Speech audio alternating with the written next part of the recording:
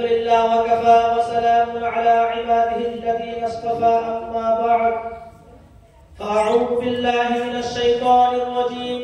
بسم الله الرحمن الرحيم وقضى ربك ألا تعبدوا إلا إياه وبالوالدين إحسانا إما يبلغن عندك الكبر أحدهما أو كلاهما فلا تقل لهما أف ولا تنهرهما وقل لهما قولا كريما صدق الله العظيم وقال النبي صلى الله عليه وسلم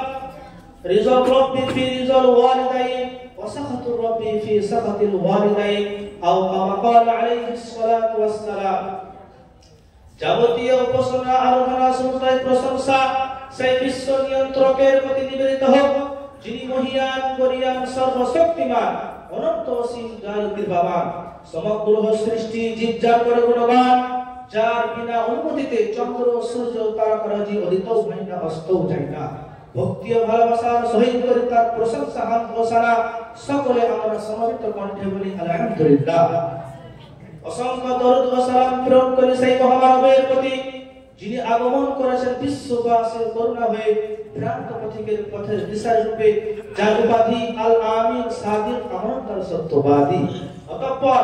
আমাদের এই মহতি অনুষ্ঠানে সুনাম ধন্য মহামান্য সম্মানীয় সভাপতি সাহেব এবং মঞ্চ উপবিষ্ট শ্রদ্ধেয় শিক্ষক মণ্ডলী সাহেব ও দূর দূরান্ত থেকে আগত অতিথিবৃন্দগণ এবং আমার সম্মুখে বসে থাকা শ্রোতাবৃন্দকে আমার আন্তরিক সালাম ও শুভেচ্ছা অভিনন্দন জানিয়ে আজকের অনুষ্ঠানের আলোচনার বিষয়বস্তু হলো হুকুকুল ওয়ালিদাইন অর্থাৎ পিতামাতার হক আল্লাহ রাব্বুল আলামিন কোরআন পাকের মধ্যে বলেছেন ওয়াকাযা রাব্বুকা আল্লা তা'বুদু ইল্লা ইয়্যাহু ওয়া বিল ওয়ালিদাইনি ইহসানা ইম্মা ইয়াবলুগান্না 'ইনদাকাল কিবারা আহাদুহুমা আও কিলাহুমা ফালা তাকুল লাহুমা উফ ওয়া লা তানহারহুমা ওয়া কুল লাহুমা কাওলান কারীমা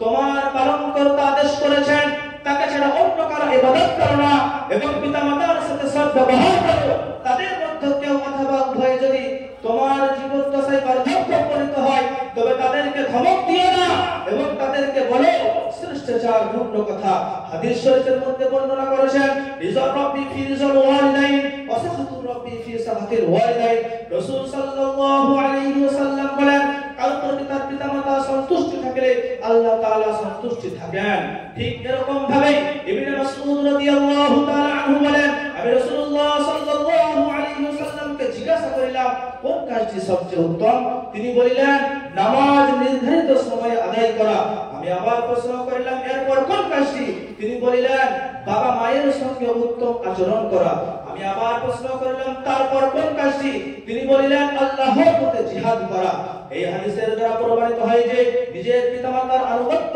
সম্মান করা পরিহার্য সুতরাং যে ব্যক্তি পিতামাতার আনুগত্য করতে পারবে সে আল্লাহ তাআলার প্রতি নৈকট্য লাভ করতে পারবে আর যে ব্যক্তি ক্রোধান্বিত করবে সে আল্লাহ তাআলাকে ক্রোধান্বিত করবে এই বিধানটি বাবার জন্য প্রযোজ্য সম্মানীয় শ্রোতাবৃন্দ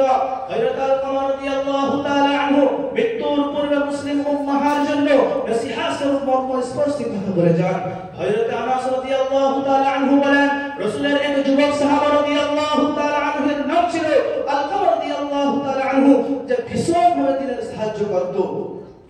হঠাৎ একদিন হযরত আল-কামার রাদিয়াল্লাহু তাআলা আনহু কঠিন রোগে আক্রান্ত হয়ে পড়েন তিনার স্ত্রী কোন এক মাধ্যমে বিশ্বনবী সাল্লাল্লাহু আলাইহি ওয়াসাল্লামের নিকট হযরত আল-কামার রাদিয়াল্লাহু তাআলা আনহু অসুস্থতার সংবাদ পৌঁছায় বিশ্বনবী সাল্লাল্লাহু আলাইহি ওয়াসাল্লাম এই খবর শুনে হযরত আলী রাদিয়াল্লাহু তাআলা আনহু হযরত বেলাল রাদিয়াল্লাহু তাআলা আনহু এবং হযরত সালমান রাদিয়াল্লাহু তাআলা আনহুকে তার অবস্থা দেখার জন্য পাঠালেন তারা গিয়ে দেখলেন হযরত আল-কামার রাদিয়াল্লাহু তাআলা আনহু শেষ নিঃশ্বাস ত্যাগের অবস্থায় তারা তাকে কালিমার তালকিন দিলেন অথচ কিছুতেই কালিমা পড়তে পারছে না প্রিয় নবী সাল্লাল্লাহু আলাইহি ওয়াসাল্লামের দরবারে হযরত বেলাল রাদিয়াল্লাহু তাআলা আনহুকে দিয়ে এই সংবাদ পাঠানো হলো সংবাদ শুনে বিশ্বনবী সাল্লাল্লাহু আলাইহি ওয়াসাল্লাম জানতে চাইলেন হযরত আল-কামার রাদিয়াল্লাহু তাআলা আনহু পিতামাতা জীবিত আছেন কিনা হযরত বেলাল রাদিয়াল্লাহু তাআলা আনহু জানালেন শুধুমাত্র তার মা জীবিত আছেন অতঃপর রাসূল সাল্লাল্লাহু আলাইহি ওয়াসাল্লাম হযরত বেলাল রাদিয়াল্লাহু তাআলা আনহুকে দিয়ে এই সংবাদ পাঠালেন যে যদি সম্ভব হয় সেজন্য বিশ্বনবী সাল্লাল্লাহু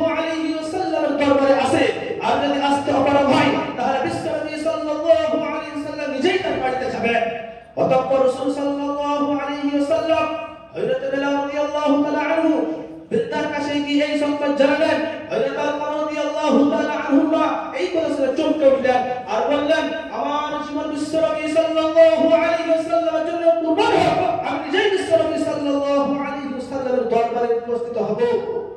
অতঃপর বৃদ্ধা মহিলা লাঠির উপর ভর করে উপস্থিত হয়ে বিশ্বনবী সাল্লাল্লাহু আলাইহি ওয়াসাল্লামকে সালাম করে বসে পড়লেন। প্রিয় নবী সাল্লাল্লাহু আলাইহি ওয়াসাল্লাম বৃদ্ধার সালামের উত্তর দিয়ে বললেন, আমি তোমাকে কিছু জিজ্ঞাসা করিব, তার ঠিক ঠিক উত্তর দিবে, আর যদি মিথ্যা বলো তবে আমি ওহীর মাধ্যমে অবগত হব। বিশ্বনবী সাল্লাল্লাহু আলাইহি ওয়াসাল্লাম জানতে চাইলেন হযরত আলকামা রাদিয়াল্লাহু তাআলা আনহু জীবনকাল কেমন ছিল। বৃদ্ধা বলতে লাগলো, সে বেশি বেশি নামাজ পড়তো, রোজা রাখতো এবং দান সদকা করার ক্ষেত্রে কোনো হিসাব ছিল না। বিশ্বনবী সাল্লাল্লাহু আলাইহি ওয়াসাল্লাম আবার জিজ্ঞাসা করলেন, তোমার এবং তার সম্পর্ক কেমন ছিল। বৃদ্ধা বলতে লাগলো, আমি তার প্রতি অসন্তুষ্ট। বিশ্বনবী সাল্লাল্লাহু আলাইহি ওয়াসাল্লাম বলেন, কেন? বৃদ্ধা উত্তর দিল, সে তার স্ত্রীকে আমার প্রতি প্রধান করিত এবং তার স্ত্রীর কথা মতো চলতো। তখন বিশ্বনবী সাল্লাল্লাহু আলাইহি ওয়াসাল্লাম বলেন, মাতার অসন্তুষ্টি তাকে কালিমা পড়া থেকে বিরত রেখেছে। অতঃপর বিশ্বনবী সাল্লাল্লাহু আলাইহি ওয়াসাল্লাম বলেন, হে বিলাল রাদিয়াল্লাহু তাআলা আনহু, শুকরকার সংগ্রহ করো, আমি আলকামা রাদিয়াল্লাহু তাআলা আনহুকে আগুনের মধ্যে জ্বালিয়ে দেব। তখন বৃদ্ধা মাতা সন্তানের দহিত শাস্তির কষ্টে অস্থির হয়ে বললেন, হে আল্লাহর রাসূল সাল্লাল্লাহু আলাইহি ওয়াসাল্লাম, আমার সামনে আমার কলিজার টুকরা সন্তানকে আগুনের মধ্যে পুড়াবেন, আমি ইহা কিভাবে সহ্য করিব। তখন রাসূল সাল্লাল্লাহু আলাইহি ওয়াসাল্লাম বলেন, আল্লাহর শাস্তি ইহা অপেক্ষা কঠিন এবং দীর্ঘস্থায়ী। তুমি যদি চাও না আল্লাহ তোমার সন্তানকে ক্ষমা করুক, তার প্রতি সন্তুষ্ট হয়ে যাও। তোমার সন্তুষ্টি ব্যতীত তার নামাজ, রোজা ও অন্যান্য ইবাদত কিছু কাজে আসবে না। তখন বৃদ্ধা মাতা এই কথা শুনে বলতে লাগলো, হে আল্লাহর রাসূল সাল্লাল্লাহু আলাইহি ওয়াসাল্লাম, আমি আপনাকে এবং উপস্থিত সকলকে সাক্ষী রেখে বলছি যে আমি আলকামা রাদিয়াল্লাহু তাআলা আনহুর প্রতি সন্তুষ্ট। বিশ্বনবী সাল্লাল্লাহু আলাইহি ওয়াসাল্লাম হযরত বিলাল রাদিয়াল্লাহু তাআলা আনহুকে জানালেন, হযরত আলকামা রাদিয়াল্লাহু তাআলা আনহু নিকট গিয়ে দেখো সে কালিমা পড়ছে কিনা। হতে পারে বৃদ্ধা আমাদের সম্মান আত্মা সন্তুষ্টি প্রকাশ করেছেন, আন্তরিকভাবে সন্তুষ্টি নয়। হযরত বিলাল রাদিয়াল্লাহু তাআলা আনহু আলকামা রাদিয়াল্লাহু তাআলা আনহু দরজায় পৌঁছানোর মাত্র তার কণ্ঠ থেকে কালিমা পাঠ করার শব্দ শুনতে পেল। সম্মানিত শ্রোতাবৃন্দ, এর থেকে আমরা বুঝতে পারলাম পিতামাতার অন্তর ব্যথিত করা কালিমা তাইয়্যিবা অর্থাৎ ঈমানের পরিপন্থী। তাই আমাদের পিতামাতার ব্যাপারে খুবই সচেতন থাকতে হবে, যেন তারা আমাদের উপর সর্বদা সন্তুষ্টি থাকে, মুহূর্তের জন্য যেন তারা অসন্তুষ্টি না হয়। হে প্রতিপালক, আমাদের সকলকে তোমার ইবাদতের সাথে সাথে পিতামাতার যথার্থ হক আদায় করার তৌফিক দান করুন। আমিন সুম্মা আমিন। ওয়া মা আলাইনা ইল্লাল বালাগ। আসসালামু আলাইকুম।